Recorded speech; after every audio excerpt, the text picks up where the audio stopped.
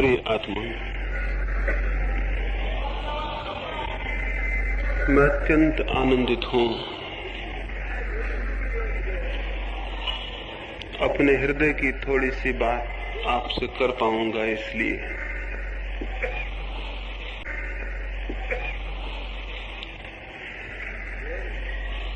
आनंद जितना बढ़ जाए उतना बढ़ जाता है।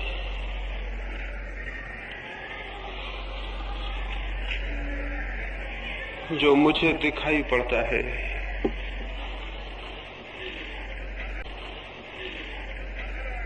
जीवन जैसा सुंदर, जैसा संगीत से पूर्ण,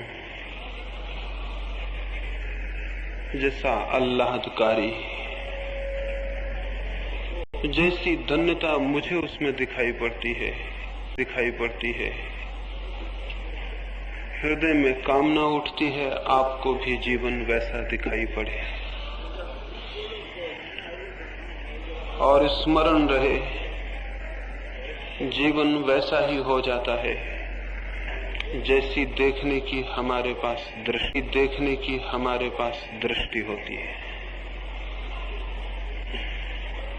वही जीवन नरक हो सकता है, वही स्वर्ग भी, वही बंधन हो सकता है और वही मुक्ति भी। लेकिन इधर कई हजार वर्षों से जीवन को बदलने की नहीं बल्कि जीवन से भागने की शिक्षा दी गई है। समझाया गया है कि जीवन को छोड़ दो और समझाया गया है कि जीवन से ही जो मुक्त हो जाए वही परम धन्य है। यह बात एकदम घातक, एकदम विष भरी है।